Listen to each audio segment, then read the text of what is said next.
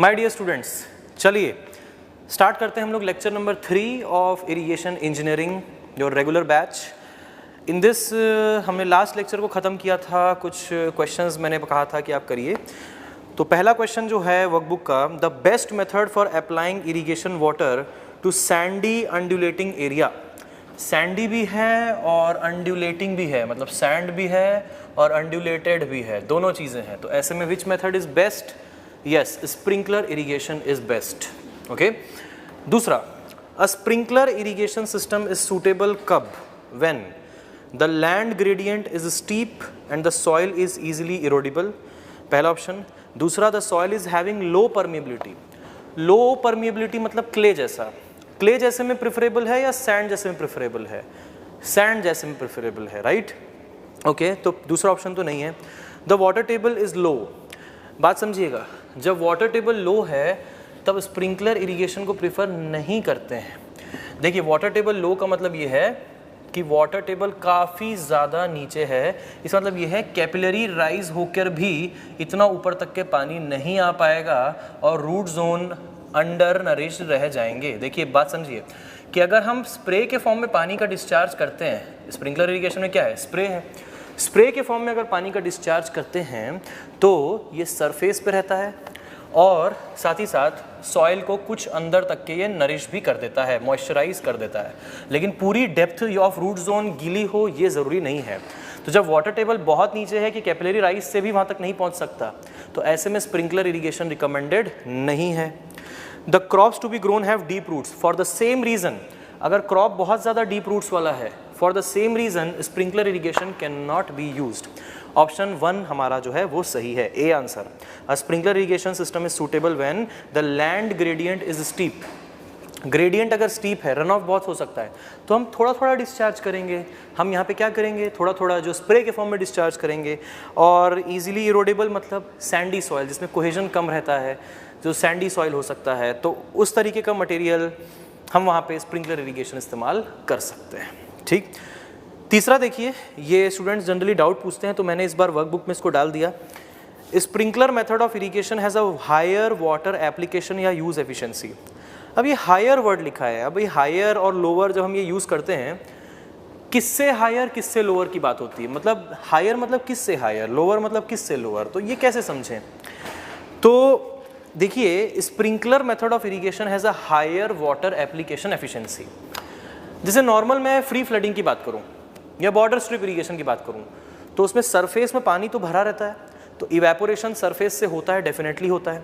अब sprinkler irrigation में भी इवेपोरेशन होता है, बहुत ज़्यादा होता है, लेकिन एक कंपोनेंट है जो बॉर्डर स्ट्रिप या फिर बाकी मेथड्स में बहुत ज़्यादा होता है, स्प्रिंकलर इरिगेशन में वो नहीं होता है, and that is the component of deep percolation. Deep percolation क्या होता है दोस्तों? डीप पर्कोलेशन होता है percolation below the root zone.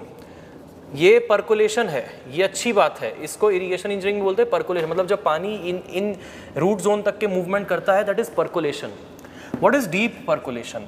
Deep percolation होता है percolation below the root zone, root zone के भी नीचे चला जाना, उसको बोलते हैं डीप पर्कोलेशन। स्प्रिंकलर इरिगेशन में डीप पर्कोलेशन का फिनोमिना ऑब्जर्व नहीं होता है। पर्कोलेशन पूरे डेप्थ में हो जाए वही बहुत बड़ी बात है, डीप पर्कुलेशन तो बहुत दूर की बात है। तो ये सीपेज लॉस नहीं होता, लेकिन बाकी मेथड्स में सीपेज लॉस बहुत बड़ा लॉस हो जाता है।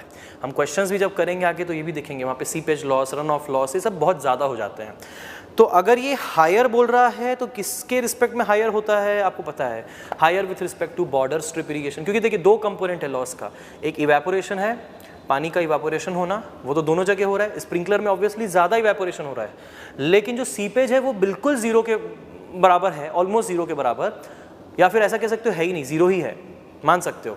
और बॉर्डर स्ट्रिप या बाकी methods of irrigation, free flooding, check basin flooding में काफ़ी अच्छा खासा सीपेज हो जाता है, जो कि रूट जोन के भी नीचे चला जाता है। तो ऐसे में हाँ, पहला स्टेटमेंट हम कह सकते हैं कि चलो ठीक है, sprinkler method of irrigation has a higher water application या यूज़ एफिशिएंसी। ठीक है, हायर है किससे? अब मैंने बताया ना, वाटर एप्लीकेशन एफिशिएंसी क्या होती है?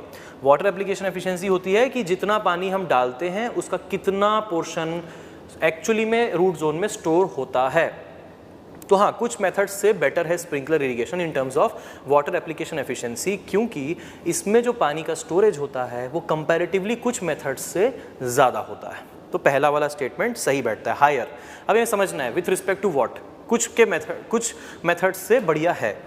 दूसरा, sprinkler system causes less interference in cultivation and other farming operations. अब उन्हीं मेथड से कंपैरिजन करो, जिन मेथड से आपने पहले में कंपैरिजन किया ना, उन्हीं मेथड से आप कंपेयर करिए, या फिर इन जनरल भी सोचिए। Sprinkler irrigation causes more trouble in the farming operations, tractor को मूव कराना, कटिंग करना, क्योंकि पूरे की पूरी फील्ड में नेटवर्क ऑफ पाइप है, स्प्रिंकलर्स है, नोजल्स वगैरह बनाए हुए हैं, तो it will cause definitely a lot of interference in those operations.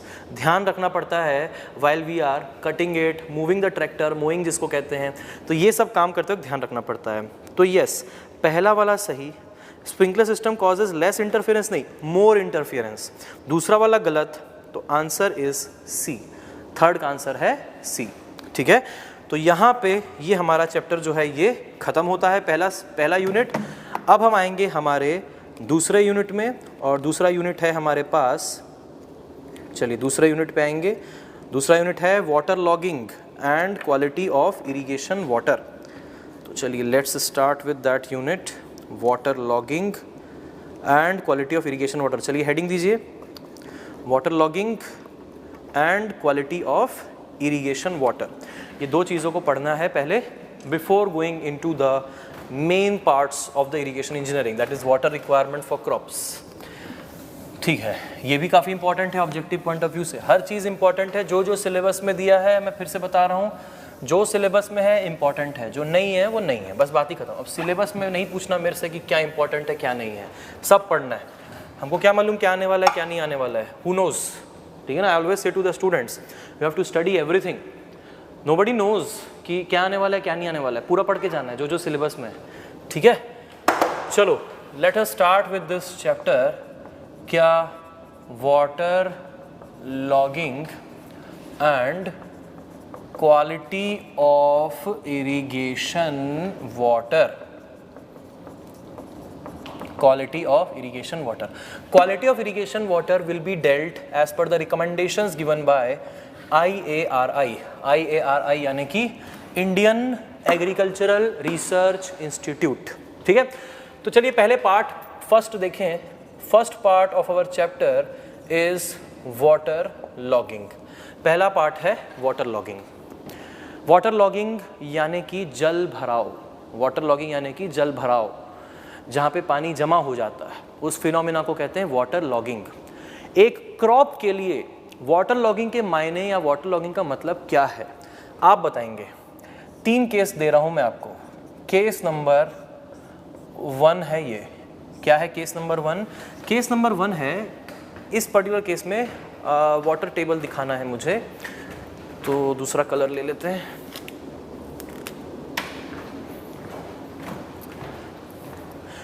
Case number 1 जिसमें वाटर टेबल है रूट जोन के नीचे। वाटर टेबल कहाँ पे? रूट जोन के नीचे है। ठीक। Case 2,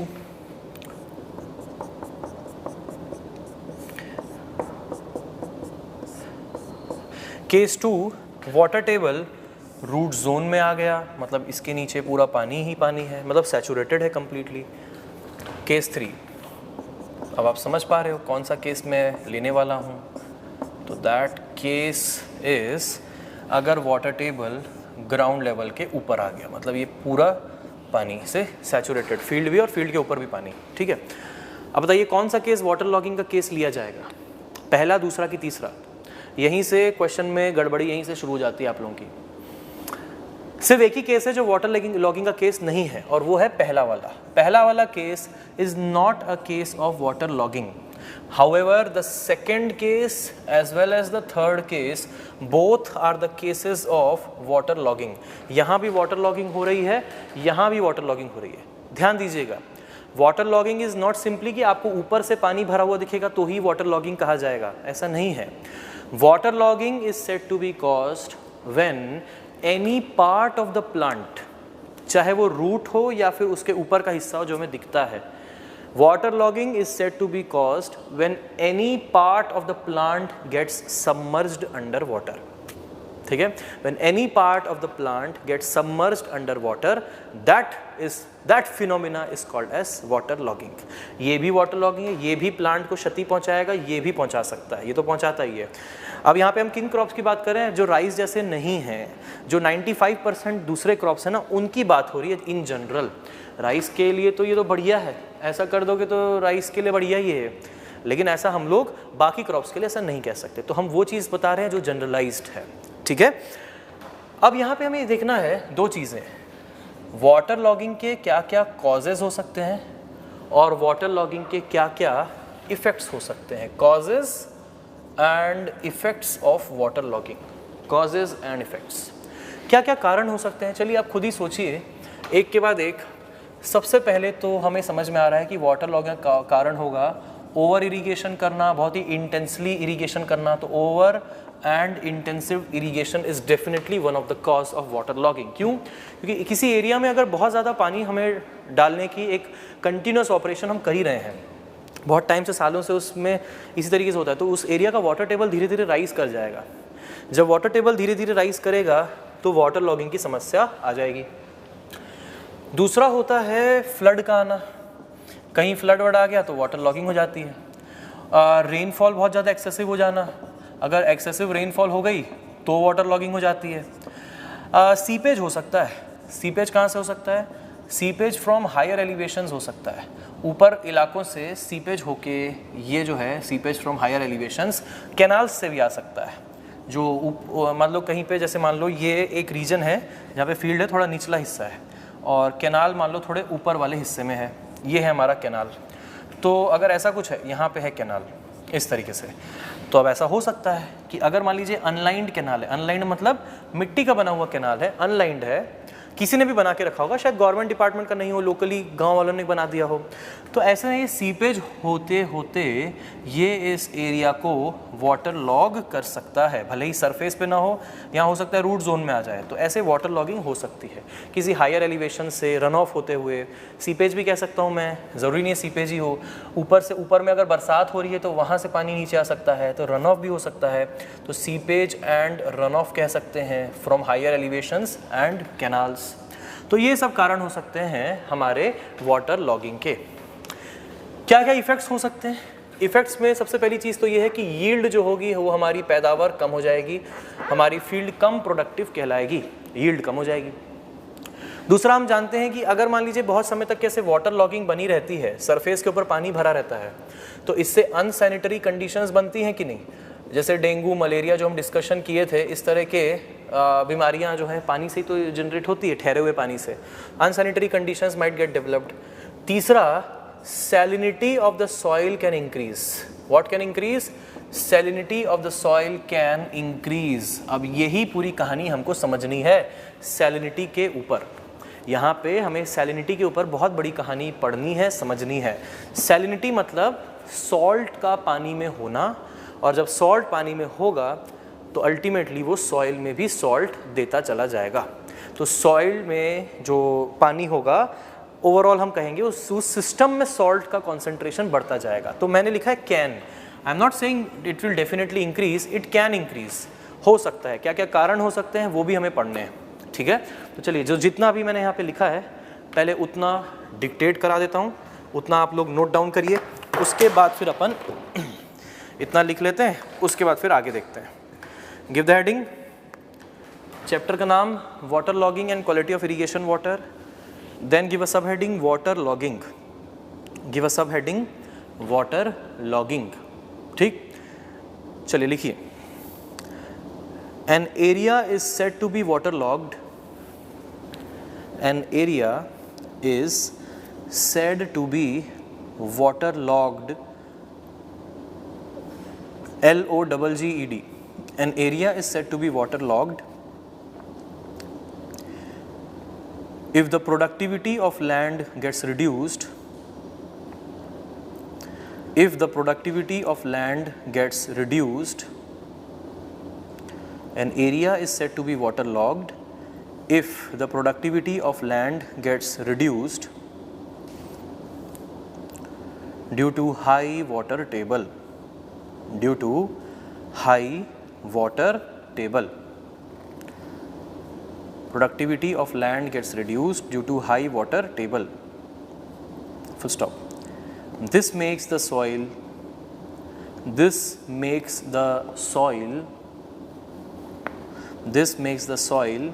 ill aerated, ill aerated, AERATED, मतलब सॉइल में हवा की कमी, क्योंकि रेस्पिरेशन करने के लिए रूट को चाहिए हवा भी, तो this makes the soil ill aerated. Next point,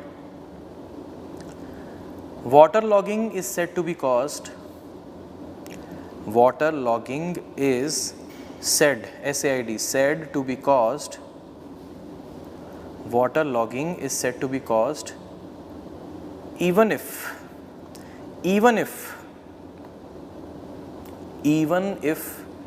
the root zone of the crop is submerged.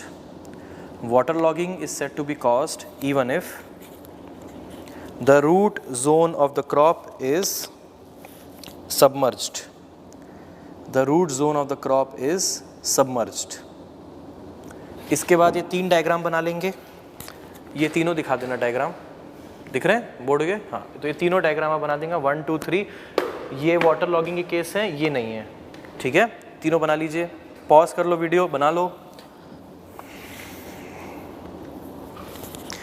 इसके बाद गिव अ सब हेडिंग कॉजेस, गिव अ सब heading causes.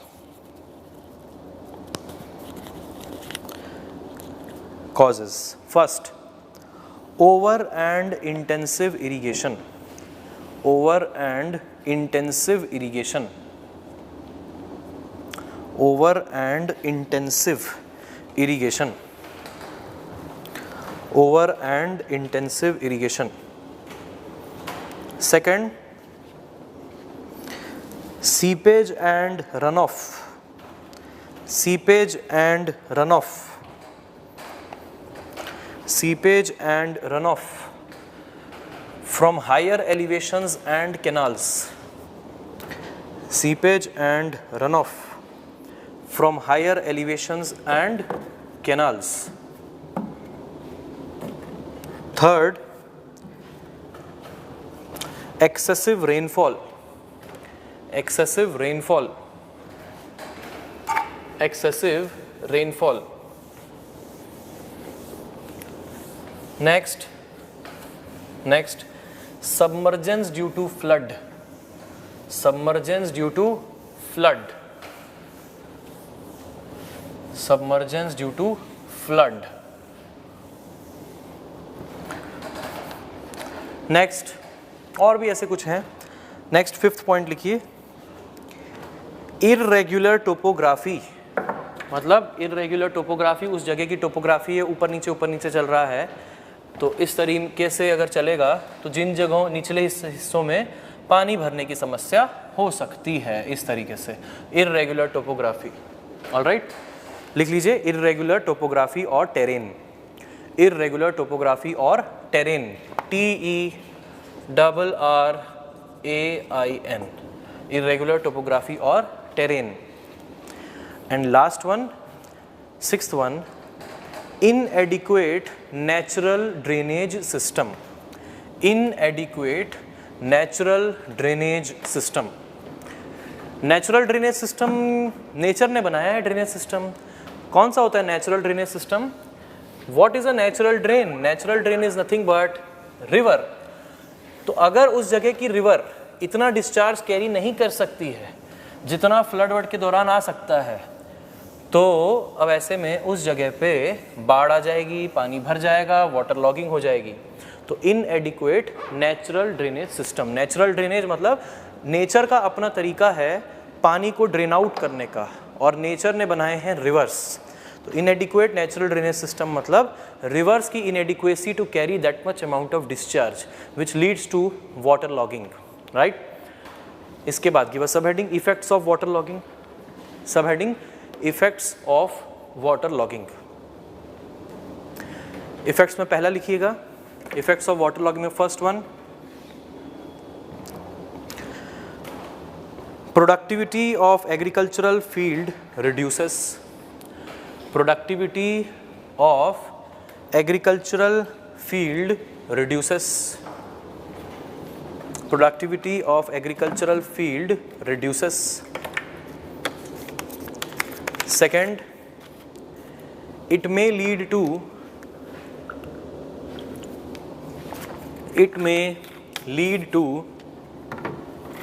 the spread of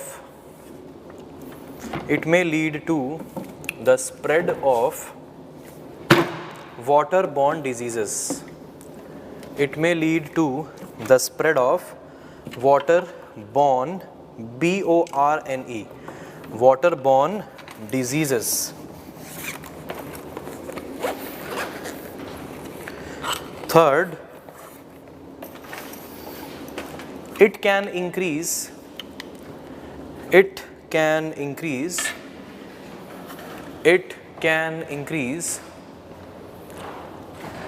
salt concentration or salinity of the soil. It can increase salt concentration or salinity of the soil. तो क्या देख रहे हैं हम लोग अभी हम लोग ये समझ रहे हैं कि how this salt concentration is affecting the soil.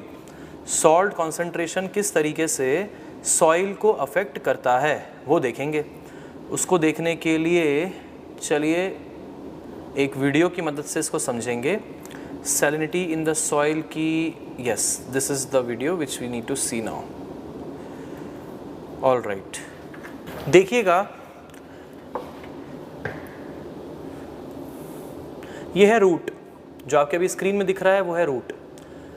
और नेचुरली देखिए सॉल्ट तो हर जगह प्रेजेंट है. Salt is nothing but the disintegration of rocks, जिसमें सॉइल तो बनता ही था और रॉक में ही सॉल्ट भी होता है और इसी वजह से सॉइल में सॉल्ट आ जाता है. सिंपल. तो नेचुरली सॉल्ट तो होगा ही. तो थोड़ा बहुत सॉल्ट, ये वाइट जो देख रहे हो ना, थोड़ा बहुत सॉल्ट है, वो तो होता ही है.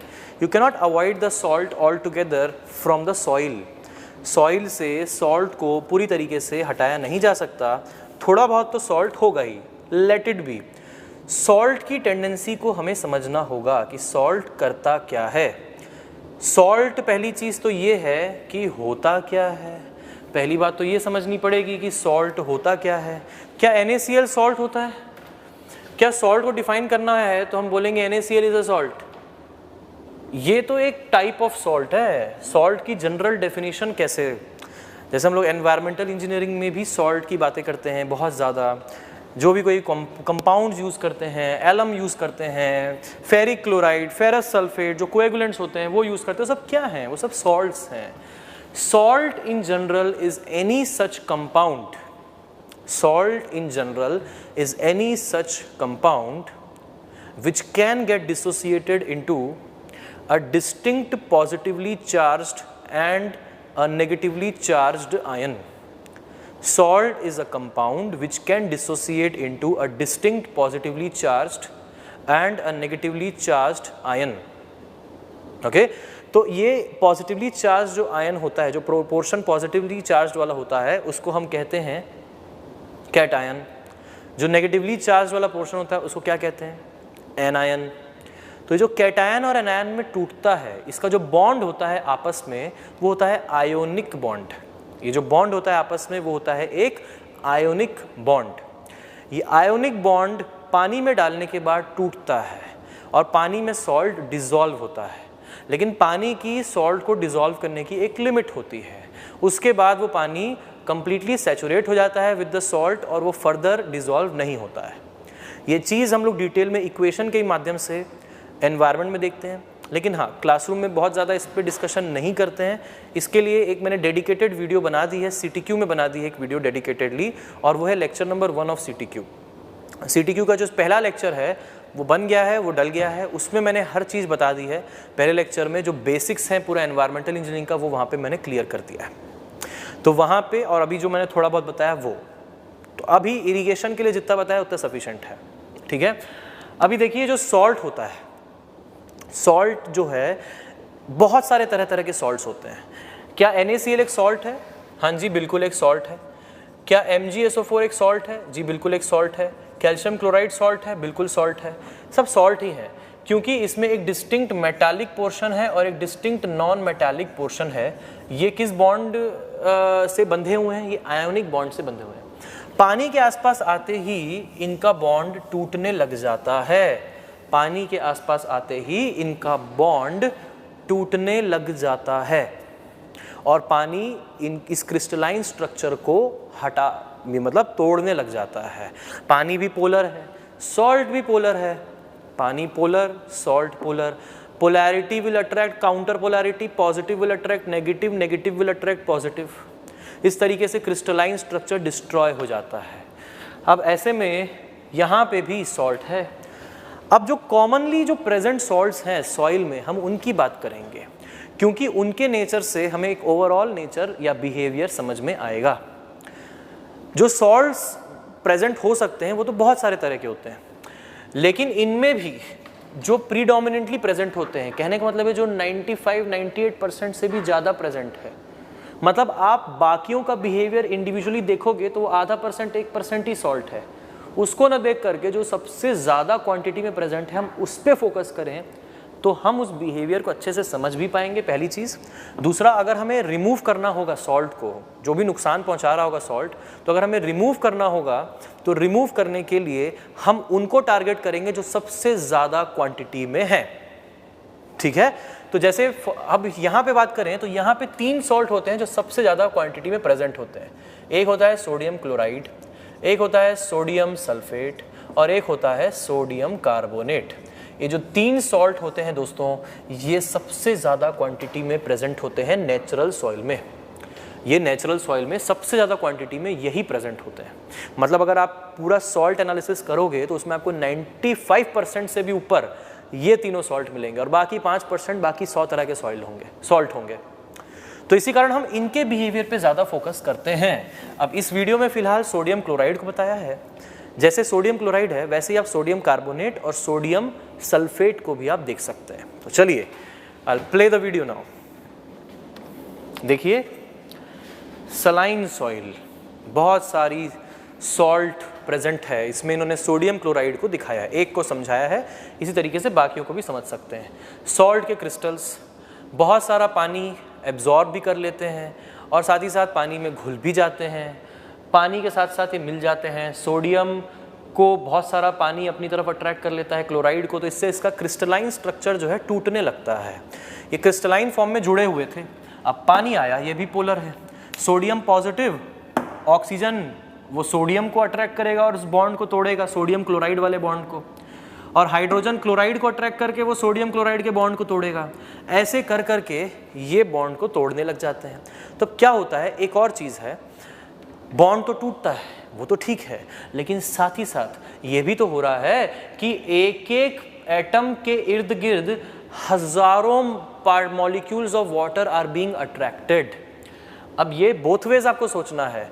आपको ये भी सोचना है कि वाटर सोडियम और क्लोराइड को अलग अलग कर रहा है, लेकिन अगर वाटर सोडियम और क्लोराइड को अलग अलग कर रहा है तो ऐसा भी तो सोच सकते हैं कि सोडियम या फिर क्लोराइड बहुत सारे वाटर को अपने इर्द गिर्द अट्रैक्ट कर रहा है। सही बात है, तो यही चीज़ होती है। अच्छा, अगर मैं रिलेटिव साइजेस की बात करूं एटम्स की, तो सोडियम का एटम, सोडियम एटम और क्लोरीन का जो एटम है, जो क्लोराइड आयन बन गया, इनका साइज पानी से बहुत बड़ा होता है। मॉलिक्यूलर स्केल पे, एटॉमिक स्केल पे हम जाके देखेंगे तो इनका साइज पानी से बहुत बड़ा होता है और एक एक एटम हजारों लाखों पानी के पार्टिकल्स को अपने इर्द गिर्द अट्रैक्ट करके रख सकता है। इसका मतलब क्या है?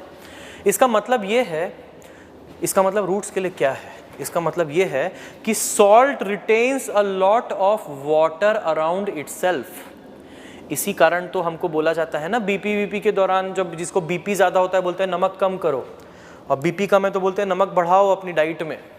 यही बात है, salt retains a lot of water and when the water gets retained in the body, somebody who is already a heart patient, kidney patient, जिसको इस तरीके के कार्डियोवास्कुलर डिजीजेज हो चुके हैं पहले भी, तो ऐसे में उसका बीपी अगर हाई होगा तो फिर से वो खतरा बन जाता है। तो ये सॉल्ट रिटेन करता है बहुत सारा, सॉल्ट रिटेन करता है बहुत सारा पानी। अब ये देखो, अब रूट को थोड़ा बहुत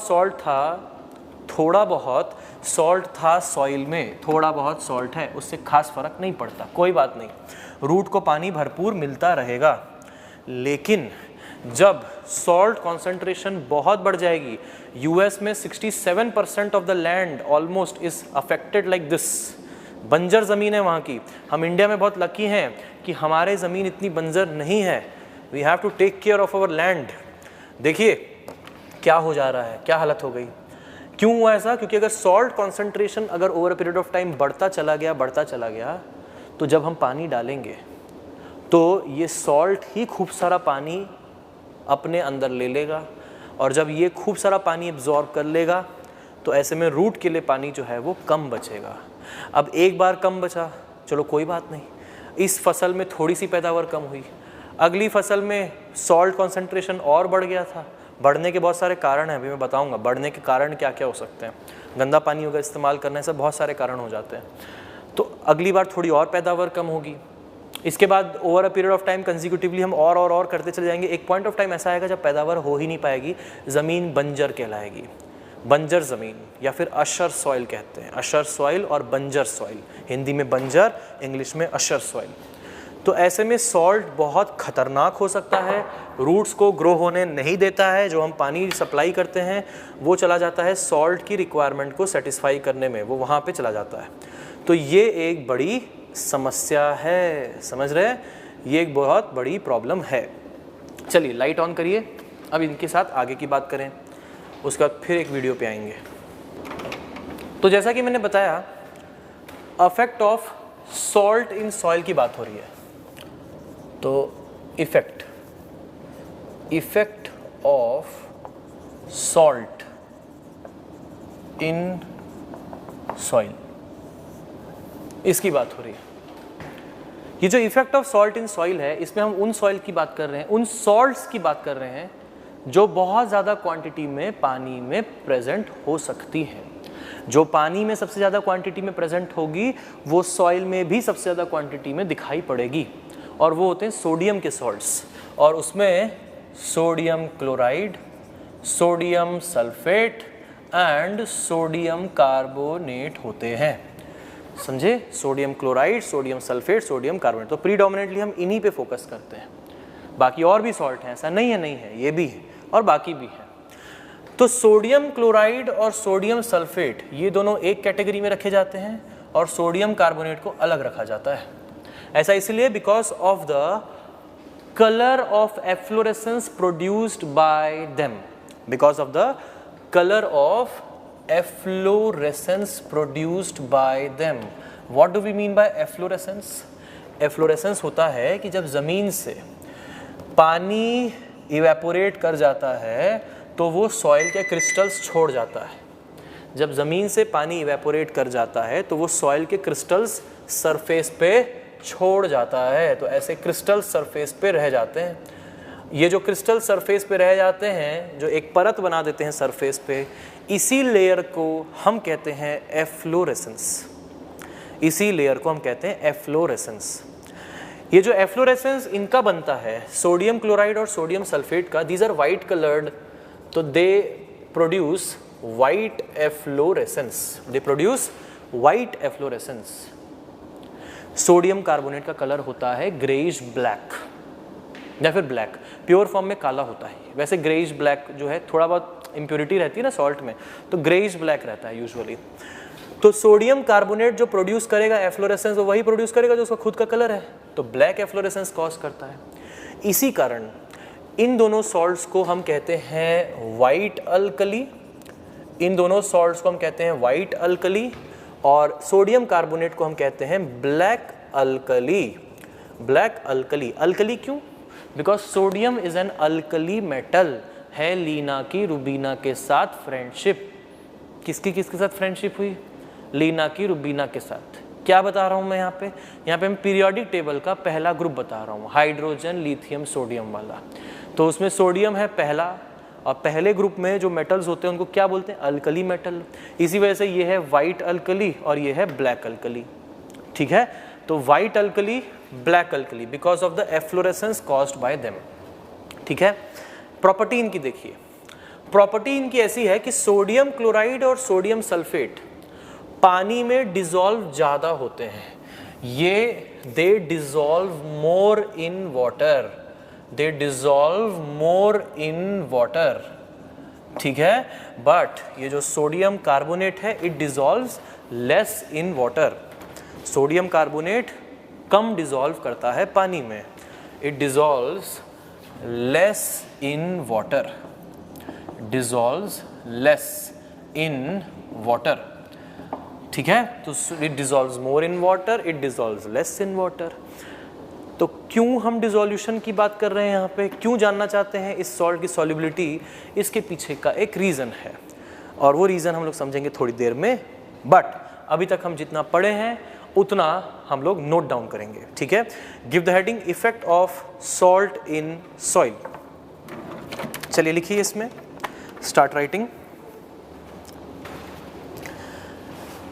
the most common examples of, write down, the most common examples of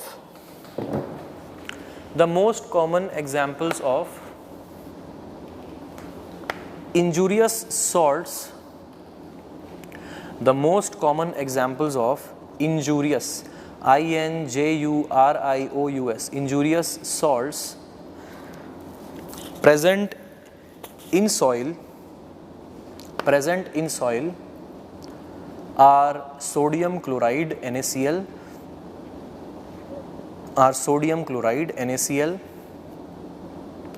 comma sodium sulfate Na2SO4,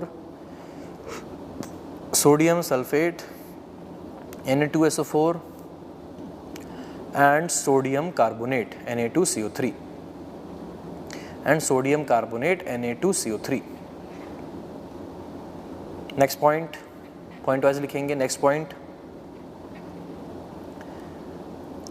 the phenomena of salts forming, the phenomena of salts forming, the phenomena of salts forming a thin crust, the phenomena of salts forming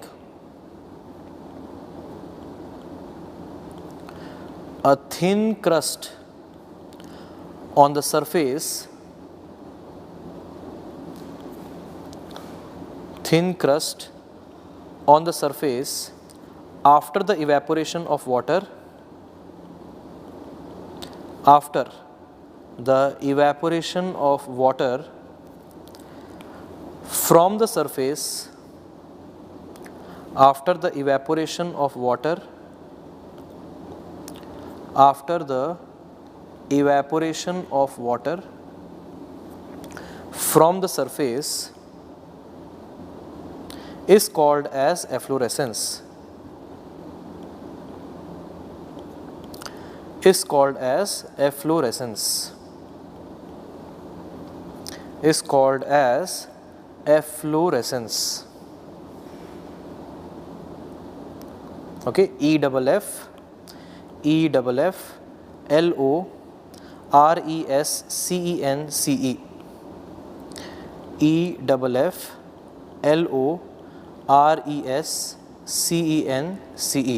efflorescence.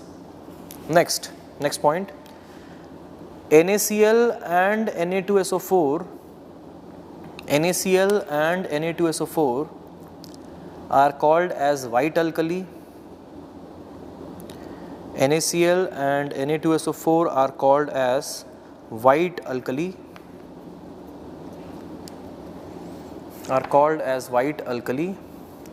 as they produce white efflorescence, are called as white alkali as they produce white efflorescence, as they produce white efflorescence.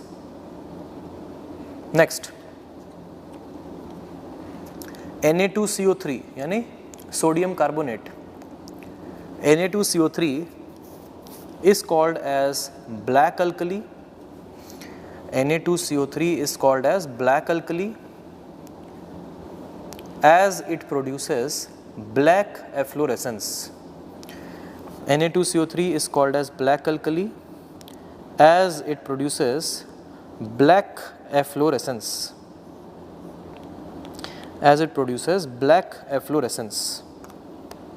Next,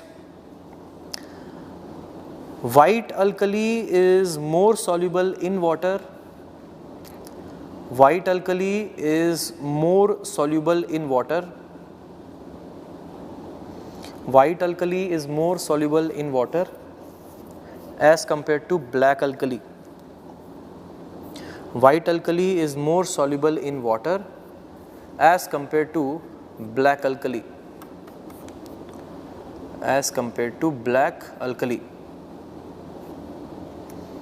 Next, a salt affected soil becomes unproductive. A salt affected soil becomes unproductive. A salt affected soil becomes unproductive and is called as saline soil. And is called as what? Saline soil. And is called as saline soil. SALINE, saline soil. Next point, if salt efflorescence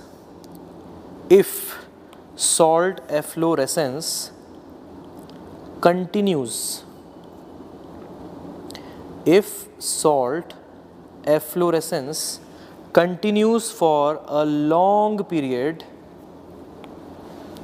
if salt efflorescence continues for a long period, thereby making soil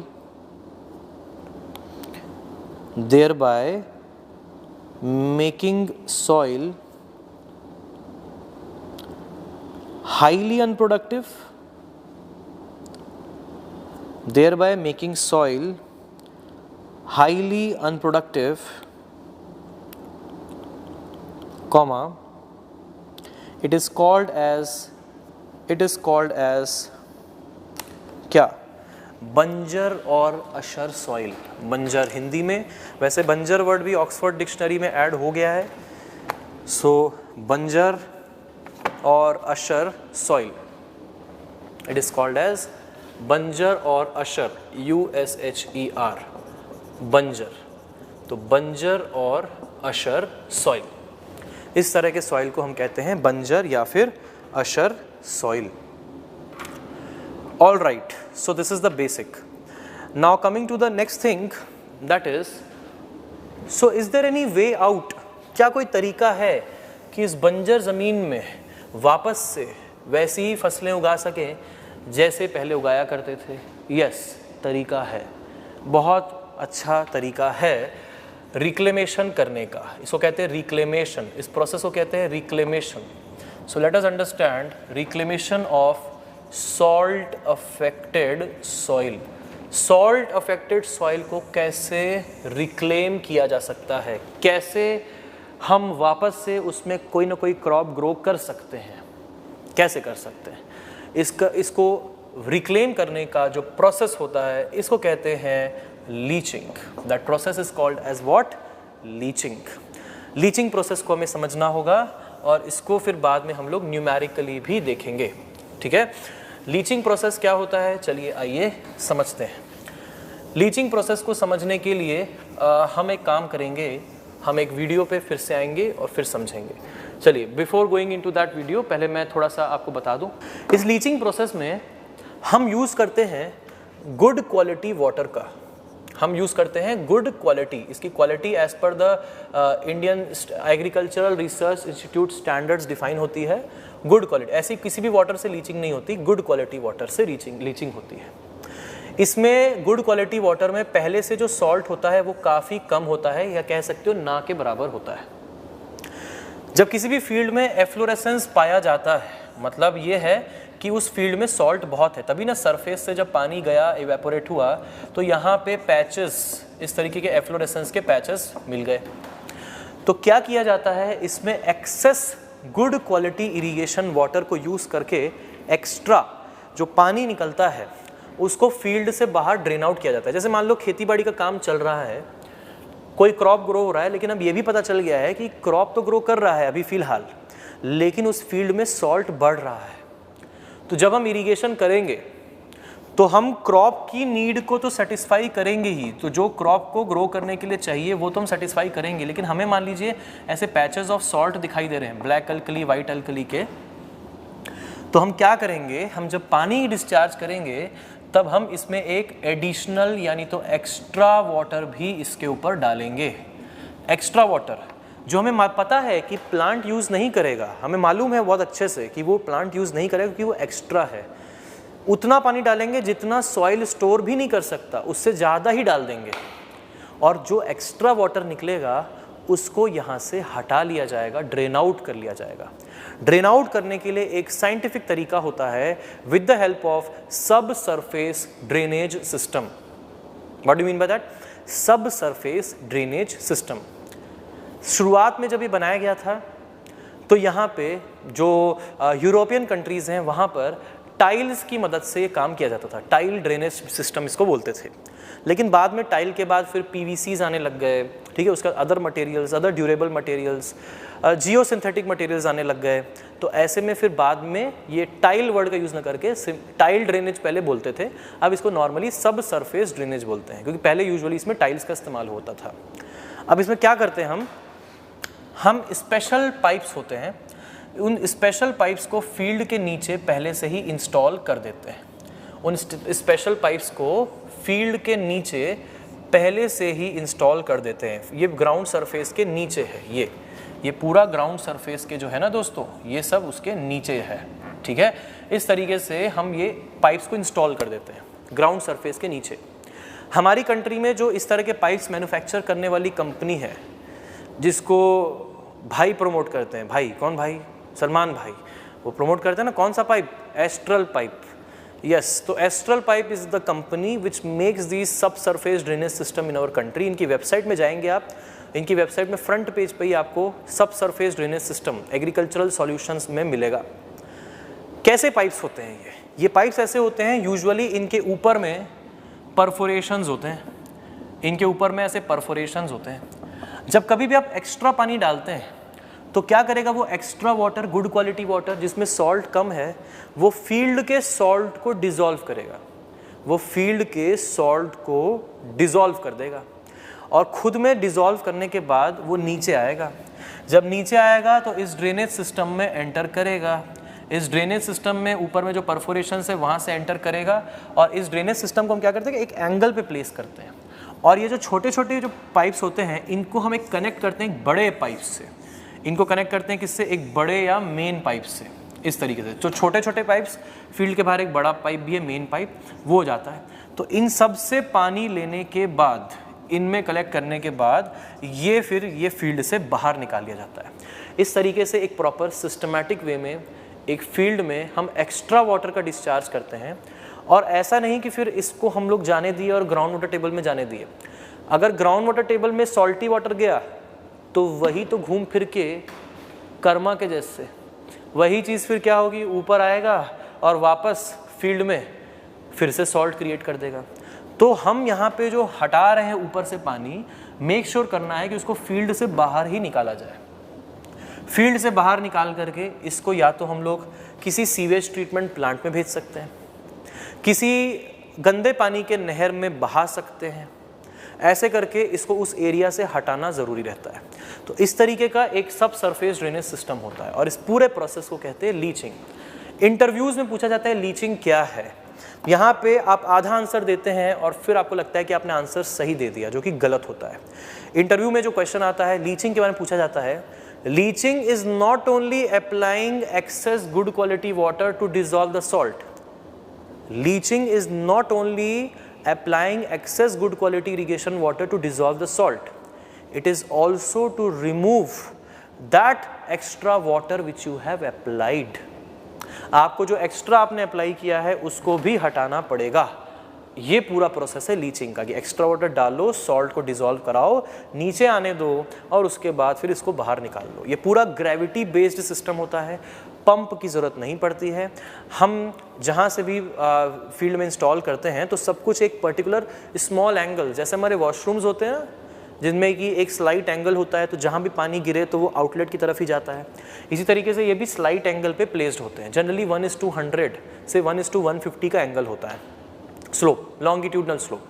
तो इस longitudinal slope के चलते ये पूरा पानी बाहर अपने आप निकल जाता है। तो पंप की ज़रूरत नहीं रहती है, वन टाइम इन्वेस्टमेंट होता है जिसको फील्ड में रूट जोन के नीचे लगाना पड़ता है। रूट जोन में नहीं, रूट जोन के नीचे। रूट जोन में अगर लगा दिए तो क्या दिक्कत होगा, सोचिए। रूट जोन के नीचे लगाएंगे, अगर मान लीजिए रूट जोन है और हमारा जो पाइप है वो यहाँ पे है, यहाँ पे हमने पाइप लगा दिया, तो अब क्या होगा, ये पाइप जो होगा ना ये पानी को निकालेगा ज़रूर, ये पानी को निकालेगा, लेकिन वो अपने लेवल तक ही तो निकाल पाएगा। अपने से नीचे वाले लेवल का पानी वो छोड़ देगा और वाटर लॉगिंग बनी रहेगी, तो सॉल्ट का इफेक्ट अभी बना रहेगा। इसी वजह से रूट जोन के नीचे होता है। रूट जोन के नीचे होने से होता ये है कि बहुत सारा पानी निकल जाता है, रूट जोन में सॉल्ट कॉन्सेंट्रेशन कम हो जाती है। तो ultimately this is our aim in the leaching process. अब बात ये आती है कि अब यहाँ पे दो तरीके के अल्कली हैं, एक है वाइट अल्कली और एक है ब्लैक अल्कली। एक है वाइट अल्कली और एक है ब्लैक अल्कली।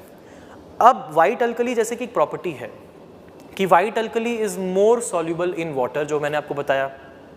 तो मतलब वाइट अल्कली की अगर लीचिंग करेंगे, अगर ऊपर में एफ्लोरेसेंस वाइट है तो खुश हो जाना है, लीचिंग इसकी इफेक्टिवली हट जाएगी और सॉल्ट हट जाएगा और वापस से ज़मीन में कुछ ना कुछ उगाया जा सकता है।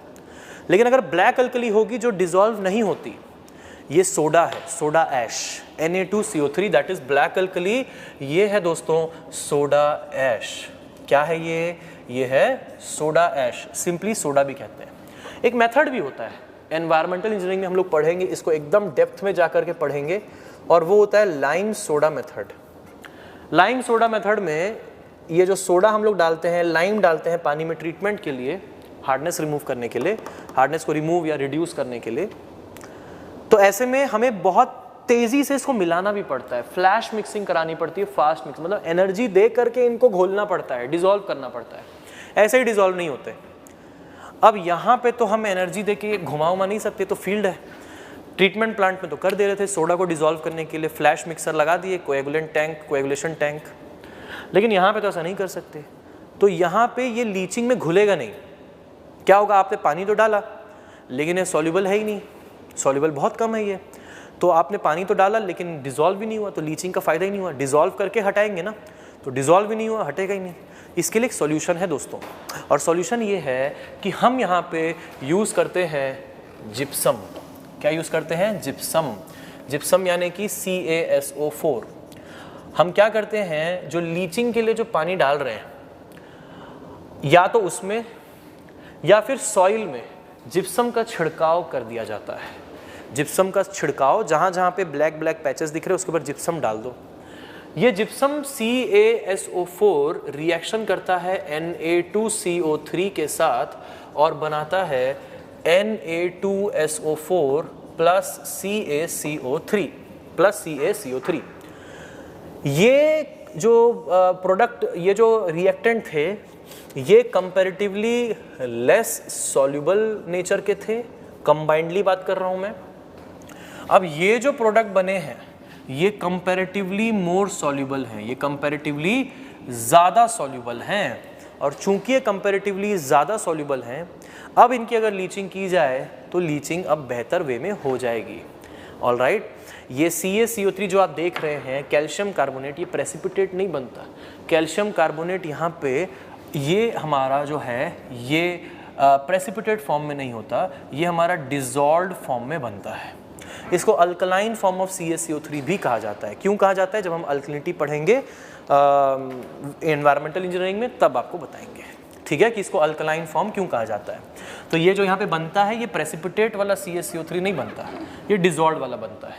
तो ऐसे में less soluble combination has become a more soluble combination. तो जब भी कभी ब्लैक एफ्लोरेसेंस ऊपर में दिखे तो हमें क्या करना होगा, हमें लीचिंग वाटर में या फिर सॉइल में ही जिप्सम का छिड़काव कर देना होगा। या तो लीचिंग वाटर में थोड़ा जिप्सम ऐड कर दो, या फिर आप जो है सॉइल के सरफेस के ऊपर ही जिप्सम का सॉल्यूशन का छिड़काव कर दें। तो ऐसे में जब आप जिप्सम को स्प्रे कर देंगे ऊपर में तो अपने आप वो रिएक्शन हो जाएगी और लीचिंग इफेक्टिव हो जाएगी। तो ये है लीचिंग का थ्योरेटिकल वे। इसके बाद इसको हम लोग न्यूमेरिकली भी कर सकते हैं, बट पहले हम लोग उसको लिख लेते हैं। पहले लिखेंगे, फिर एक वीडियो देखेंगे, उसके बाद इसके न्यूमेरिकल पार्ट पे आएंगे। चलिए, give the heading reclamation of salt affected soil. Reclamation of salt affected soil. लिखिए, it is done by the process of leaching. It is done by the process of leaching. Full stop. Next, in this process,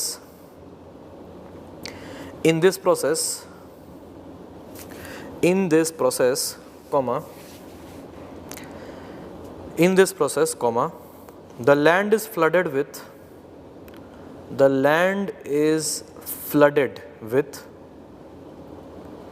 in this process, comma, the land is flooded with adequate quantity of water. The land is flooded with adequate quantity of water. The land is flooded with adequate quantity of water. Next, the salts present in the soil get dissolved. The salts present in the soil get dissolved in this water. The salts present in the soil get dissolved in this water.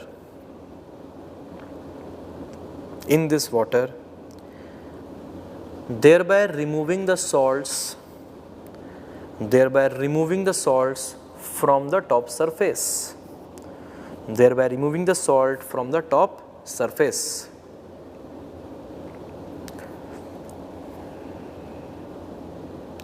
Next,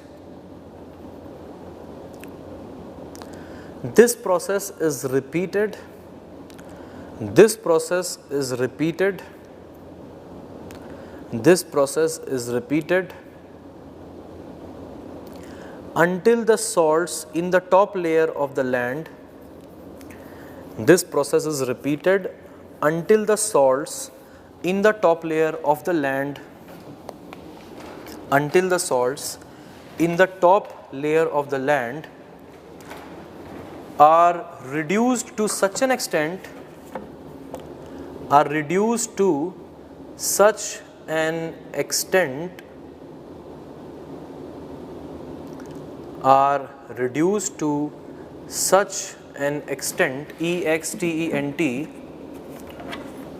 that some inferior crops can be grown. That some inferior crops can be grown.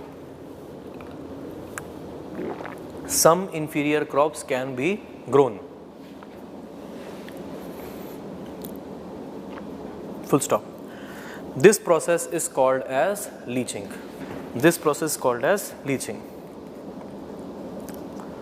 Next, since black alkali is less soluble, since black alkali is less soluble,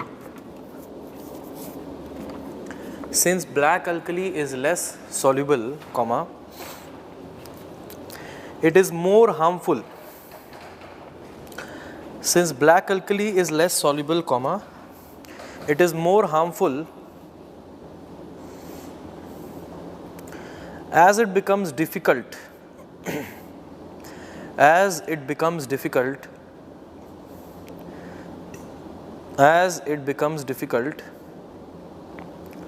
to remove it by leaching.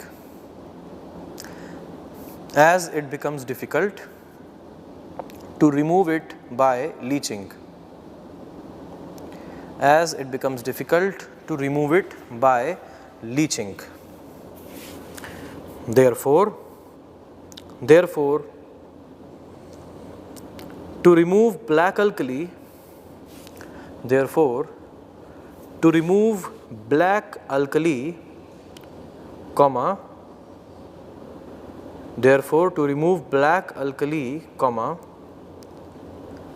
gypsum should be added to the soil, gypsum should be added to the soil or in the leaching water. Gypsum should be added, gypsum should be added to the soil और इन the leaching water, या तो soil में डालिए gypsum को या तो leaching water में ही डाल दीजिए, बात वही होगी, अल्टीमेटली रिएक्शन हो जाएगा। और क्या रिएक्शन होगा वो लिखिएगा यहाँ पर, ये जिप्सम है हमारा CaSO4, तो less soluble combination becomes a more soluble combination, make this, इसको बनाइए।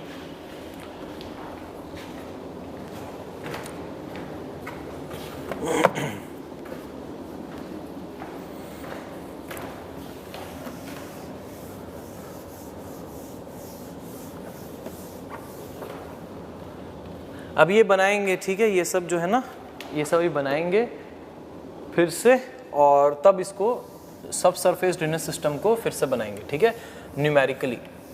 तो इसी कारण अभी के लिए इसको बनाने की ज़रूरत नहीं है, वो वाला लिख लिए होगे, है ना, ठीक है। तो ये हुई बात।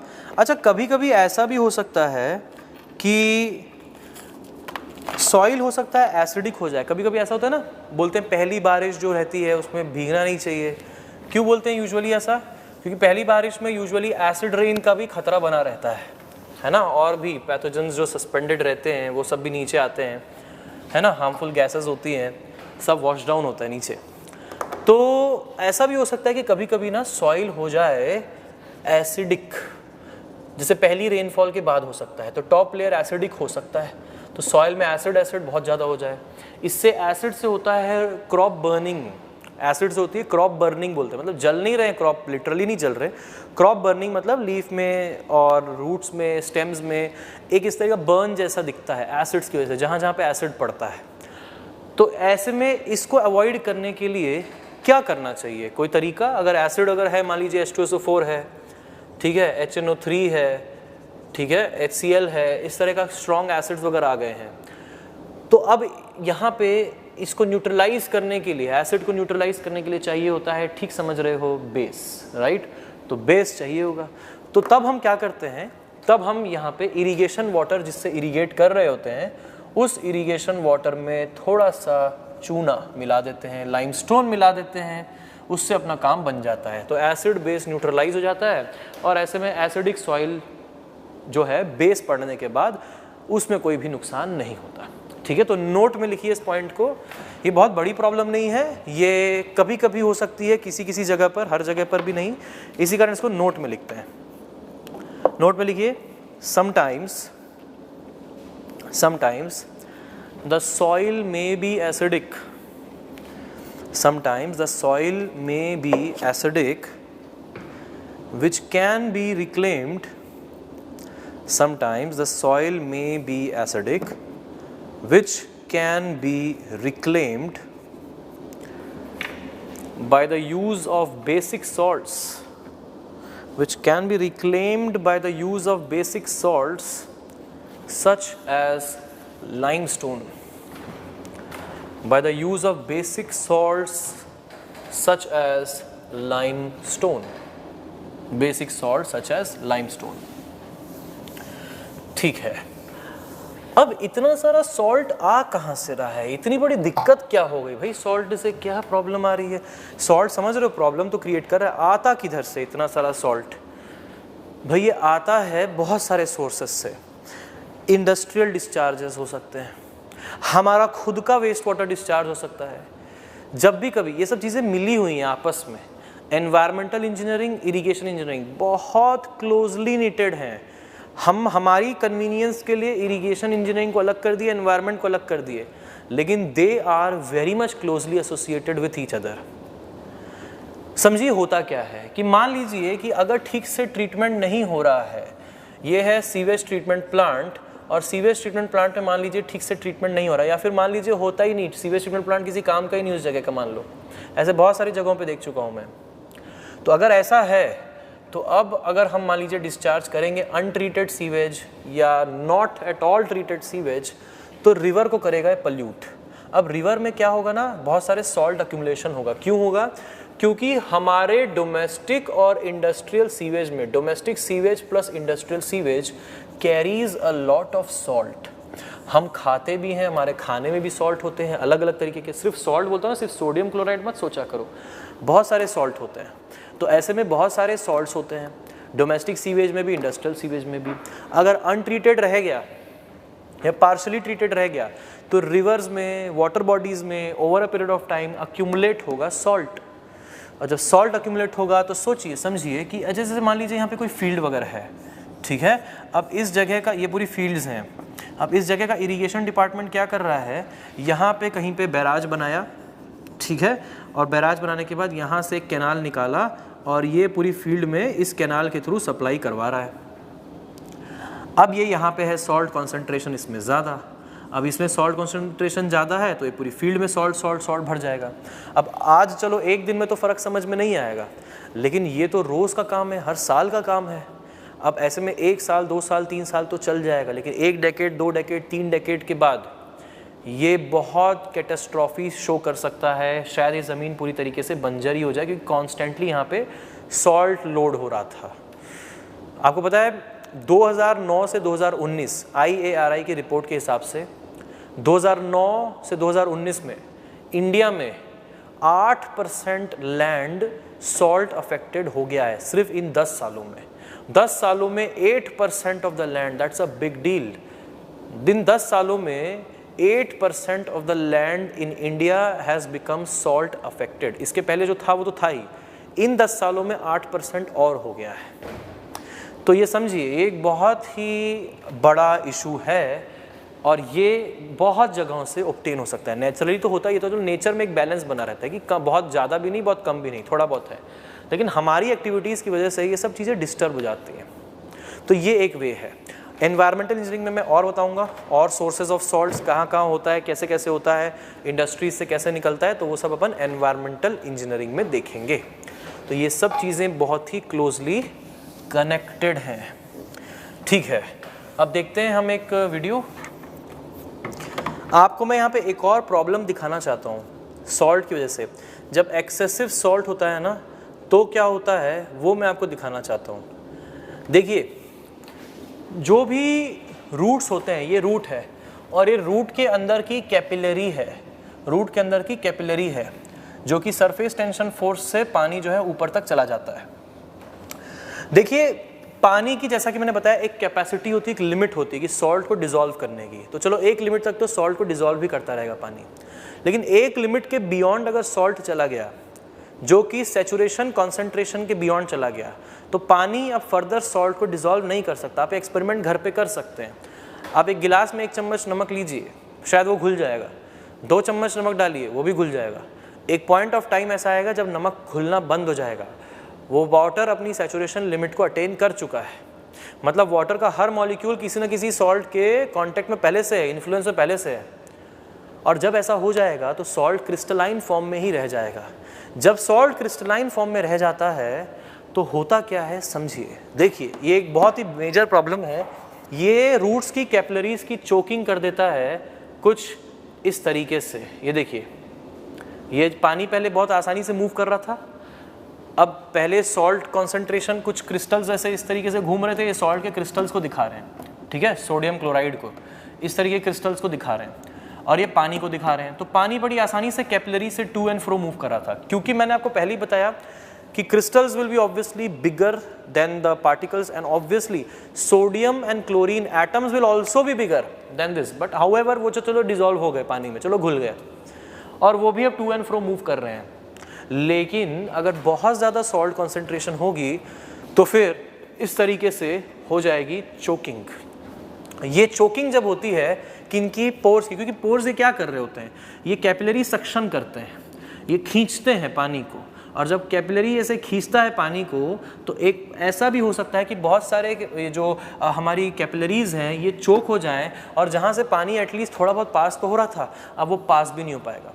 तो ये तो और नुकसान कर देगा, क्रॉप्स की यील्ड में और कमी ले आएगा। तो ऐसे में क्रॉप की पैदावार हो नहीं पाती, इसी कारण बहुत ही मेजर ट्रबल है ये। तो देखिए हम क्या कर रहे हैं, हम लीचिंग कर रहे हैं।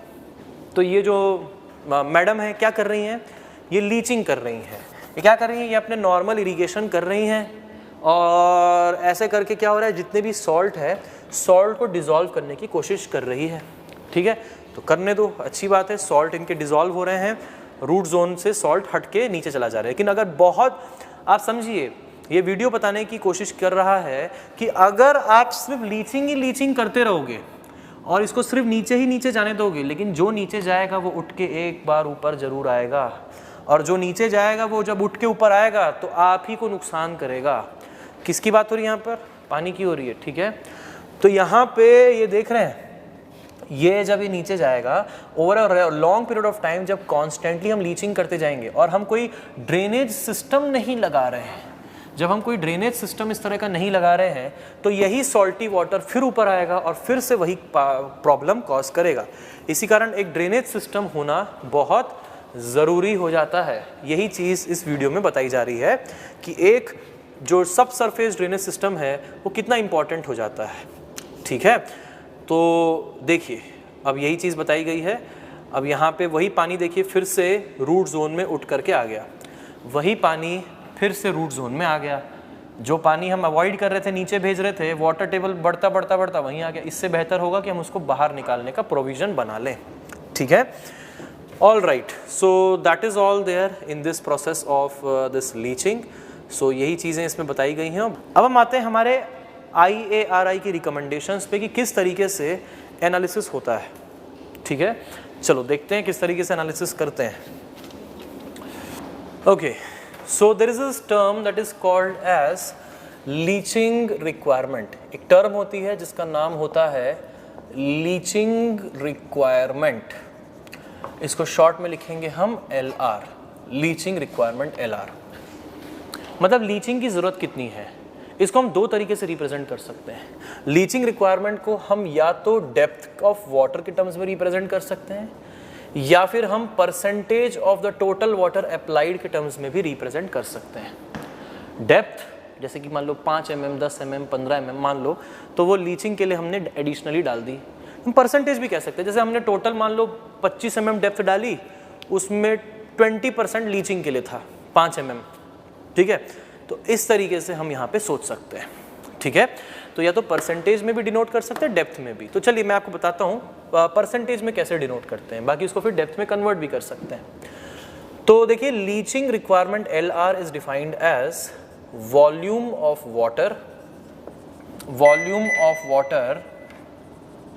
Of water drained for leaching, volume of water drained for leaching divided by volume of irrigation water applied. आपने पानी कितना अप्लाई किया, इरिगेशन वाटर अप्लाइड कितना है वो, और उसमें से कितना पोर्शन ड्रेन आउट करवाया गया है लीचिंग के लिए, मल्टीप्लाइड बाय 100। जैसे एग्जांपल के तौर पे कि मान लीजिए कि ये है हमारा सिस्टम। ठीक है, इसमें एक सब सरफेस ड्रेनेज सिस्टम भी है। उसमें से हमने मान लीजिए टोटल वॉल्यूम जो ड्रेन आउट कराया, मान लो पहले टोटल वॉल्यूम हमने डाला 1000 मीटर क्यूब, उसमें से मान लो 300 मीटर क्यूब पानी हमने ड्रेन आउट करवा दिया। तो हम कहेंगे हमारा लीचिंग का रिक्वायरमेंट आया 300 बाय 1000 गिविंग अस 30%। हम कहेंगे 30% है हमारा लीचिंग का रिक्वायरमेंट। अब वॉल्यूम के टर्म्स में नहीं, यूजुअली तो हम डेप्थ के टर्म्स में रिप्रेजेंट करते हैं। तो वॉल्यूम क्या है, वॉल्यूम कुछ नहीं है, डेप्थ मल्टीप्लाइड बाय एरिया होता है। अब देखिए सिंपल सी बात है, जिस एरिया में इरिगेशन वाटर अप्लाई हुआ है, जिस एरिया में इरिगेशन वाटर अप्लाई हुआ है वहीं से वाटर ड्रेन आउट भी हुआ है। तो एरिया ऊपर वाले टर्म के लिए और नीचे वाले टर्म के लिए, दोनों के लिए क्या है, सेम है ना। एरिया ऊपर वाले टर्म के लिए, नीचे वाले, क्योंकि जिस एरिया में अप्लाई हुआ है उसी एरिया से तो लीचिंग हुई है, वहीं से ड्रेनिंग भी हुई है। जहाँ अप्लाई नहीं हुआ वहाँ से ड्रेनिंग कैसे होगी, और जहाँ अप्लाई होगा वहाँ ड्रेनिंग होगी। तो ऐसे में हम इसको ऐसा भी लिख सकते हैं। अब कैमरा को आप इधर लेके आना, ठीक है। इसको हम ऐसा भी लिख सकते हैं, कैसे? Area of the field multiplied by depth of water multiplied by depth of water drained for leaching, depth of water drained for leaching divided by area of field multiplied by depth of irrigation water applied। ठीक बात है, area दोनों के लिए same है।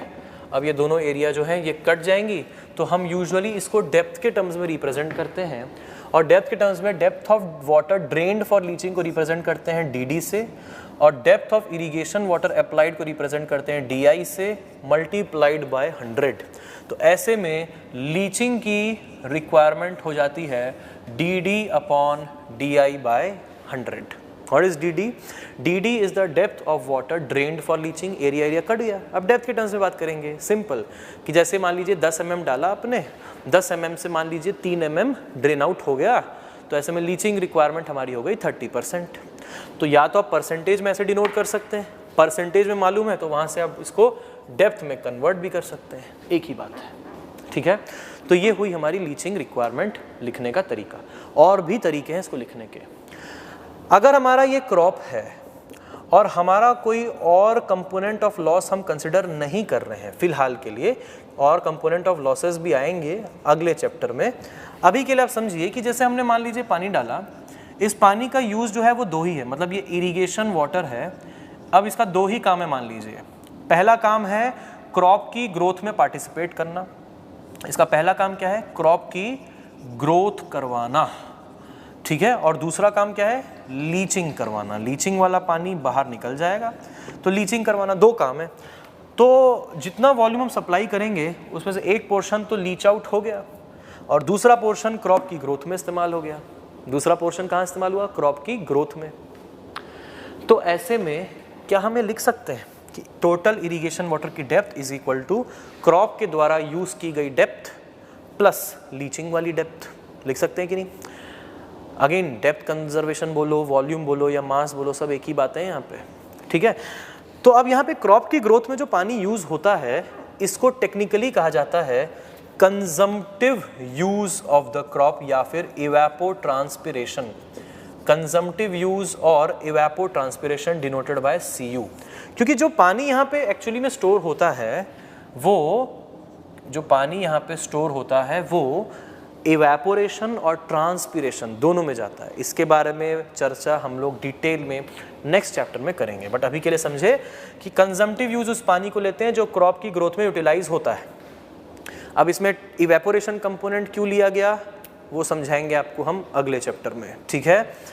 All right, तो देखो अब क्या लिख सकते हैं, ये हो जाएगा DI इज इक्वल टू, मतलब depth of irrigation water applied is equal to consumptive use plus DD, लिख सकते हैं consumptive use plus depth of water drained for leaching, ठीक है। कंजम्पटिव यूज और इवेपोट्रांसपिरेशन।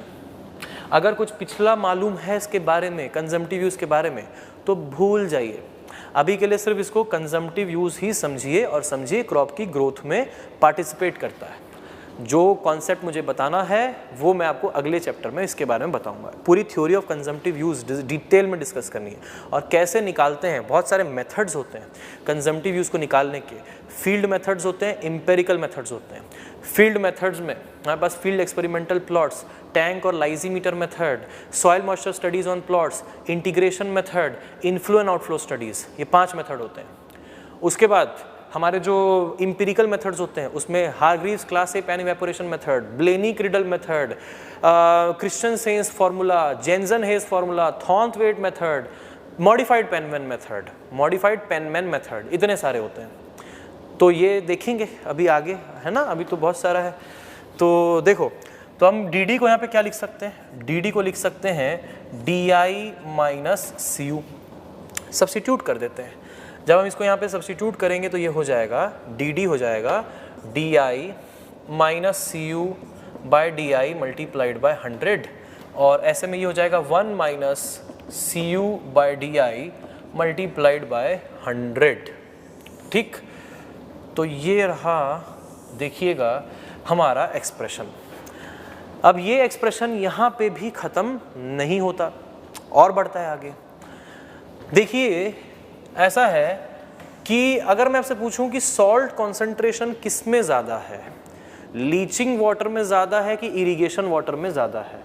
अगर मैं आपसे पूछूं कि सॉल्ट कॉन्सेंट्रेशन किस में ज़्यादा है, जो इरिगेशन वाटर है उसमें कि लीचिंग वाटर में जो बाहर निकल रहा है, आप क्या बोलोगे? लीचिंग वाटर में। ठीक बात है।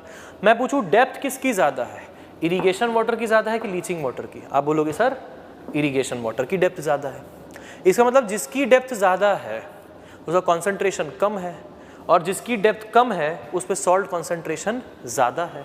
इसीलिए IARI ने कहा है कि लीचिंग रिक्वायरमेंट, जिसको आप लिख रहे हो DD/DI × 100, इसको आप CI/CD × 100 भी लिख सकते हो। और ये जो है एग्जैक्टली इक्वल नहीं, ये अप्रॉक्सीमेटली इक्वल लिख सकते हैं। अभी तक का जो था इक्वल इक्वल इक्वल, ये अप्रॉक्सीमेटली इक्वल लिख सकते हैं। क्यों? क्योंकि जिसकी डेप्थ कम है, डेप्थ ऑफ वाटर जो ड्रेन आउट हो रहा है, उसका कॉन्सेंट्रेशन ऑफ सॉल्ट ज़्यादा है। तो प्रोपोर्शन में ये इसके प्रोपोर्शन कब होगा? जब आप इसको इन्वर्स करोगे, उल्टा कर दोगे, तो DD/DI is nearly equal to CI/CD is nearly equal to CI. What is CI? CI is the salt concentration in irrigation water. Salt concentration in irrigation water. What is CD? CD is salt concentration in drained water. Drained water जो पानी बाहर निकाला गया leaching के लिए, ये है वो CD, salt concentration in drained water. अब सॉल्ट कॉन्सेंट्रेशन निकालते कैसे हैं? सॉल्ट कॉन्सेंट्रेशन निकालते हैं हम एक टेस्ट से, और उसको कहते हैं इलेक्ट्रिकल कंडक्टिविटी टेस्ट या फिर specific conductivity test using a deionized water tester at a temperature of 25 degree Celsius. ये भी फिक्स्ड है। अगर हमें कॉन्सेंट्रेशन ऑफ सॉल्ट निकालना है तो there is a test that is called as specific conductivity test. ये इंस्टेंटली हमें रफ इंडिकेशन देता है with the help of the conductivity of those ions, because we know that salt क्या होते हैं, ऐसे जो कैटायंस एनायंस में बढ़ जाते हैं, distinct positive distinct negative charges में बढ़ जाते हैं। और जब वो डिस्टिंक्ट पॉजिटिव डिस्टिंक्ट नेगेटिव में बढ़ जाते हैं तो ऐसे में वो इलेक्ट्रिकली कंडक्ट भी करते हैं, अपने इलेक्ट्रॉन्स को ट्रांसफ़र करवाते हैं, और उसी को हम लोग इलेक्ट्रिसिटी कहते हैं। तो स्पेसिफिक कंडक्टिविटी टेस्ट एक तरीका है, और उस तरीके में हम लोग बेसिकली टेम्परेचर जो है वो 25 डिग्री सेल्सियस फिक्स रखते हैं। इसीलिए फिक्स रखते हैं क्योंकि टेम्परेचर अगर चेंज होगा तो मोबिलिटी ऑफ आयंस पे असर पड़ेगा। टेम्परेचर ज़्यादा तो आयंस ज़्यादा मोबाइल होंगे क्योंकि उनके पास ज़्यादा एनर्जी होगी। तो उसी सैंपल को अगर आप दूसरे टेम्परेचर पे इस टेस्ट के थ्रू टेस्ट करेंगे, उसी सैंपल को आप दूसरे टेम्परेचर में इस टेस्ट के थ्रू टेस्ट करेंगे, तो आपका कॉन्सेंट्रेशन ऑफ सॉल्ट डिफरेंट आ जाएगा, मतलब इलेक्ट्रिकल कंडक्टिविटी डिफरेंट आ जाएगी। इसीलिए टेम्परेचर को भी फिक्स किया जाता है। कौन सा टेम्परेचर? 25 degree Celsius. और ऐसे में हम अब लिख पाते हैं LR is equal to DD/DI into 100 nearly equal to, वो तो ठीक है, CI/CD into 100 is equal to, concentration को निकालने के लिए हम इलेक्ट्रिकल कंडक्टिविटी टेस्ट का इस्तेमाल कर रहे हैं, तो ECI/ECD लिखा जाता है। Electrical conductivity of irrigation water divided by electrical conductivity of drained water, ये तो इक्वल टू ही होगा। ये तो कॉन्सेंट्रेशन का ratio nothing but electrical conductivities का रेशो मल्टीप्लाइड बाय ऑब्वियसली 100। तो ECI/ECD electrical conductivity of drained water, ऐसा लिखा जाता है। यहीं पे नहीं, यहाँ पे और भी चीज़ें हैं। कभी कभी क्या होता है, एक प्रॉब्लम में हम फंसते हैं। प्रॉब्लम ये होती है कि हम electrical conductivity of drained water नहीं निकाल पाते। कब नहीं निकाल पाएंगे? जब हमारे पास सब सरफेस ड्रेनेज सिस्टम होगा ही नहीं। देखिए ये ड्रेन्ड वाटर की इलेक्ट्रिकल कंडक्टिविटी कैसे निकलेगी? जब आपके पास ये सिस्टम होगा, ये सिस्टम आपने जो इंस्टॉल करके रखा है, इस सिस्टम से जो पानी निकल रहा है इसी की इलेक्ट्रिकल कंडक्टिविटी आप जान रहे हैं। लेकिन अगर मान लीजिए सिस्टम आपके पास है ही नहीं, इस तरीके का सबसरफेस ड्रेनेज सिस्टम नहीं है, मैं इसको हटा रहा हूँ, और अब मुझे चाहिए electrical conductivity of drained water. मुझे क्या चाहिए? Electrical conductivity of drained water चाहिए, क्योंकि एग्जैक्टली मेजर करना कि कितना लीचिंग में गया था। जैसे यहाँ पे मैंने बोल तो दिया, चलो, तो अब यहाँ पे मैंने बोल तो दिया था कि चलो 300 मीटर क्यूब लीचिंग में निकल आया, लेकिन who is to confirm this कि 300 मीटर क्यूब लीचिंग में ही आया है? पक्की बात है, बहुत डिफिकल्ट है पता लगाना, ये बहुत डिफिकल्ट है पता लगाना। और खास करके तब, चलो यहाँ से तो चलो ड्रेन से हम निकाल भी लेंगे, लेकिन खास करके तब डिफिकल्ट है जब हमारे पास ड्रेनेज सिस्टम नहीं होता। ऐसे बहुत सारे केसेस होते हैं जहाँ पे क्रॉप तो ग्रो कर रहा होता है, लेकिन नीचे ड्रेनेज सिस्टम नहीं होता और लीचिंग भी हो रही होती है। तो ऐसे में लीचिंग वाटर किधर चला गया? लीचिंग वाटर नीचे चला गया। किधर चला गया? ग्राउंड वाटर टेबल को ज्वाइन कर गया। तो जब ये ग्राउंड वाटर टेबल को ज्वाइन कर गया, हमें तो इसका डेटा ही नहीं मिला, हमें पता ही नहीं चला कितना पानी गया। इनफैक्ट हमें तो लीचिंग वाटर का सैंपल तक नहीं मिला कि उसकी हम इलेक्ट्रिकल कंडक्टिविटी निकाल सकें। तो IARI ने एक तरीका बताया है, एक रफ तरीका है, काफ़ी रफ है ये तरीका, लेकिन हाँ, इससे भी एक एस्टिमेशन हो जाता है। IARI ये कहता है कि इलेक्ट्रिकल कंडक्टिविटी अगर आपको ड्रेन्ड वाटर की जाननी है, जिसमें सॉल्ट होगा ना, ये जो ड्रेन हुआ होगा इसमें सॉल्ट होगा बहुत सारा, तो इलेक्ट्रिकल कंडक्टिविटी अगर ड्रेन्ड वाटर की जाननी है तो इसको आप रफली twice of electrical conductivity of saturated soil extract मान सकते हैं। रफली इसको आप twice of electrical conductivity of saturated soil extract मान सकते हैं। ये क्या चीज़ है? ये है दोस्तों, देखिए, हम भले ही वो पानी का सैंपल ना ले पाएँ जो निकल लिया, किधर नीचे चला गया, लीच आउट हो गया सिस्टम से बाहर, लेकिन हम उस पानी का सैंपल ज़रूर ले सकते हैं जो इरिगेशन करने के तुरंत बाद फील्ड में अभी भी मौजूद है। वो कहाँ पे मौजूद है? सॉइल के ऊपरी सतह में। तो इरिगेशन करने के बाद जब सॉइल सैचुरेट हो जाता है, इरिगेशन करने के बाद जब सॉइल में पानी भर जाता है, उस समय हम एक छोटा सा सैंपल लेकर के इसमें देखेंगे कि इसके पानी में, इसका पानी निकाल लेंगे। पानी, क्योंकि कंडक्टिविटी सॉइल थोड़ी शो करेगा, कंडक्टिविटी में तो उसमें प्रेजेंट पानी शो करेगा। तो सैचुरेटेड सॉइल का एक एक्सट्रैक्ट निकालेंगे। किसका एक्सट्रैक्ट? पानी का एक्सट्रैक्ट। और फिर उसकी इलेक्ट्रिकल कंडक्टिविटी हम यहाँ पे मेजर करेंगे, जिसको ECS कहा गया है। ये कहाँ से होता है? टॉप सरफेस से होता है। तो तभी टॉप सरफेस में क्या है? अभी पूरी तरीके से पानी में सॉल्ट घुला नहीं है। टॉप सरफेस में पानी में सॉल्ट ठीक से भी घुला नहीं है। ये ड्रेनिंग होती, धीरे धीरे नीचे जाता तो और सॉल्ट को घोल करके जाता, तो इलेक्ट्रिकल कंडक्टिविटी ड्रेन्ड वाटर की और ज़्यादा मिलती। इसीलिए इलेक्ट्रिकल कंडक्टिविटी जो ड्रेन्ड वाटर की जो निकल ली नीचे, उसको हम कहते हैं twice of electrical conductivity of saturated soil extract. समझे? हाँ, तो अब very good. Electrical conductivity of drained water is nearly twice of electrical conductivity of saturated soil extract, जिसके चलते हम LR को ये भी लिख सकते हैं। लीचिंग रिक्वायरमेंट को जो हम ये सब लिख रहे थे, इसी के आगे मैं यहाँ पे लिख देता हूँ, ये हटा देता हूँ, इसको अलग कर लेता हूँ, और इसी के आगे मैं लिख देता हूँ नियरली इक्वल टू, एक और नियरली इक्वल टू साइन है, electrical conductivity of irrigation water divided by twice of electrical conductivity of saturated soil extract multiplied by 100। इस तरीके से लिखा जाता है ये, इस तरीके से ये फाइनली लिखा जाता है। तो इस तरीके से लीचिंग रिक्वायरमेंट डिफाइन होती है। तो ये टर्म है लीचिंग रिक्वायरमेंट, ये यूज़ होती रहेगी फ्रीक्वेंटली, जहाँ जहाँ पे भी लीचिंग की ज़रूरत पड़ेगी वहाँ पे ये यूज़ होती रहेगी। तो चलिए, अब आप, आई होप कि अभी तक आप समझ रहे होंगे। अब आई हमारे लिखने की बारी, सीक्वेंस में लिखाता हूँ हर चीज़ को। Give the heading leaching requirement. Leaching requirement लिखिए, the excess water required to meet the excess water required to meet the excess water required to meet the leaching needs, the excess water required to meet the leaching needs is expressed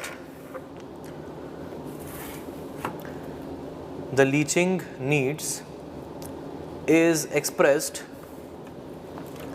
as a percentage of total irrigation water applied, as a percentage of total irrigation water applied to the soil, as a percentage of total irrigation water applied to the soil as follows, as follows. As a percentage of total irrigation water applied to the soil as follows. अब आप क्या करो, यहाँ पे ले आओ, इधर इधर, ठीक है, और ये लिखना है नोट्स में, ये बनाइए लीचिंग रिक्वायरमेंट, ये लिखिए volume of water drained for leaching bye volume of irrigation water applied into 100, ये लिखना है पहले, ठीक है। उसके बाद एग्जाम्पल के तौर पर ये बना लेंगे, ये आपका एग्जाम्पल है, ठीक है, दिस इज़ योर एग्जाम्पल, इसको बना लेंगे, ठीक है। इसकी अभी के लिए ज़रूरत नहीं है, इसको तो आगे अपन को डिटेल में डिस्कस करना है, ठीक है, तो इसको इसी कारण अभी के लिए हटा रहे हैं। उसके बाद तो इतना बनाएंगे, पहले वीडियो को पॉज कर दो, ये अब बना लो, अब अपन आगे बढ़ते हैं, ठीक है, ठीक है। ये तो अब यहाँ से आप लिख लीजिए पूरा area of the field into depth, area of the field into depth, तो सब एरिया कट जाएगा, मल्टीप्लाइड बाय 100 हो जाएगा, ठीक है, राइट। CU क्या है, CU को लिख देंगे यहाँ पे, CU होता है कंजम्पटिव यूज़, कंजम्पटिव यूज़ मतलब वो पानी जिसका एक्चुअली में प्लांट की ग्रोथ में पार्टिसिपेशन है, ठीक है, वो कंजम्पटिव यूज़ कहलाता है, CU, इसको लिख देंगे। वीडियो को पॉज कर दो, ठीक है, ठीक है, ये भी लिख लेंगे, ठीक, चलो बढ़िया, राइट।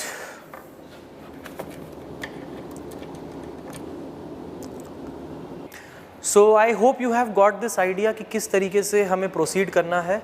ऑफलाइन नहीं तो ऑनलाइन में ही हम लोग अपना बेस्ट यूटिलाइजेशन करेंगे, समय का भी, और पूरा का पूरा सिलेबस भी कंप्लीट करा देंगे, मतलब इरिगेशन इंजीनियरिंग तो पूरा हम करा ही देंगे।